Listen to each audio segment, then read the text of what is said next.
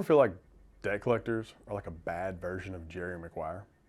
Not show you! Show me the money! Show me the money. Yeah! Louder!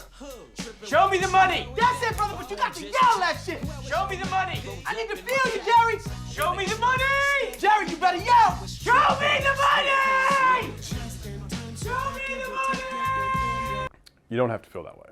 And there are legal ways to beat debt collectors, and even without even having to feel like you have to change your phone number. Really? Really? If you want to, you can check out our video on how to stop them from calling you. But here's what we're going to talk about today.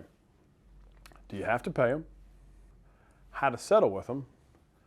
How to negotiate with them? And what happens if you ignore them? First, we're going to talk about, do you have to pay debt collectors? Now, this is an interesting problem, right? Because you're like, well, you owe the money. Well, typically, debt collectors are not who you owe the money to. In a normal situation, there are these companies that are in the business of collecting debt, and they buy the debt from whoever you owe the money to, or they negotiate a deal where they say, you know, we'll take this debt on, we'll try to collect it for you, and we'll pay you, 25 cents of every dollar we collect. So the debt collector is keeping 75 cents, and whoever you owe the debt to is getting 25 cents. It kind of depends. There's a bunch of different ways they do that. But do you have to pay them?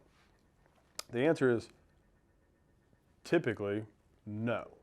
Now, the issue is you still have, depending on how the debt was purchased, or if it was assigned, or all these other things, you can still face, somebody may still sue you down the road, and depending on how the debt was settled up, depends on who's going to sue you, and they can still report it to your credit and all that kind of stuff. So that does happen.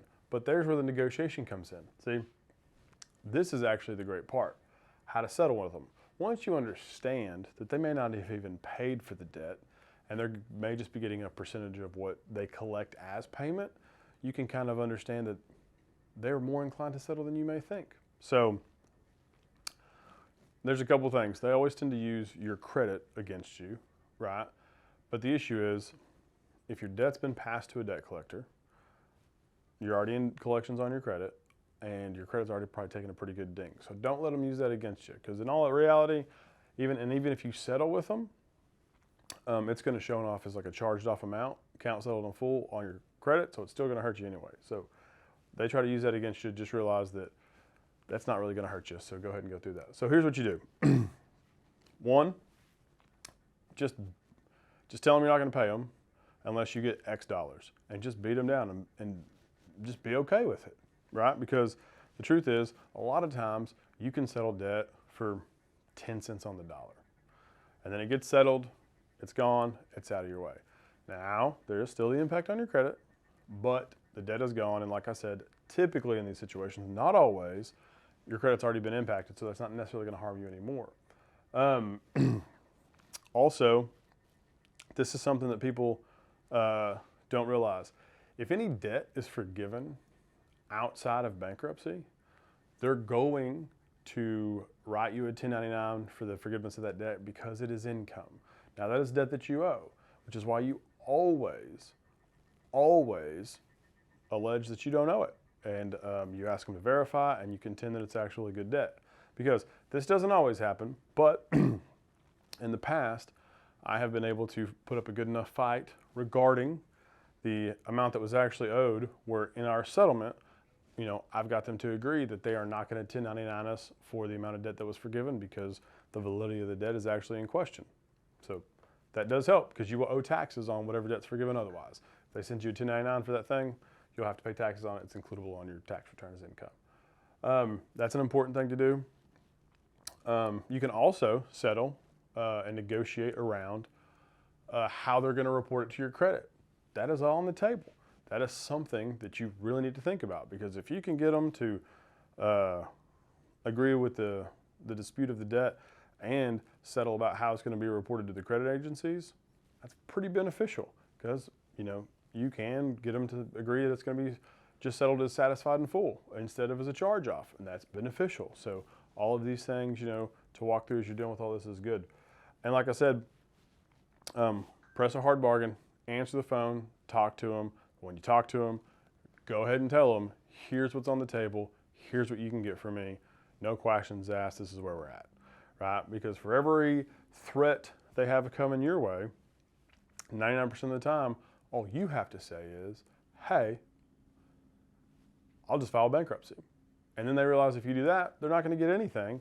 So they'll come back and you can do that helps with the negotiation. Just be stern and be willing to say, hey man, if it is what it is, worst case scenario, I'll file bankruptcy and then there we go, you get nothing. What happens if you ignore them?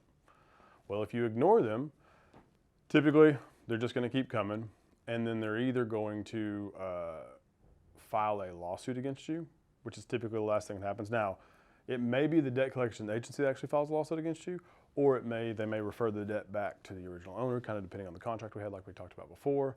But that's generally the end result. If you just ignore them and walk away, eventually you'll get served.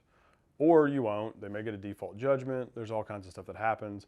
It's always better to actually deal with it because, for instance, we have this happen to people all the time.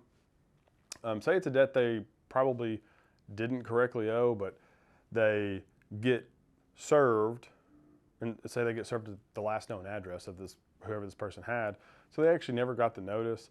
Then they get a default judgment entered against them, and then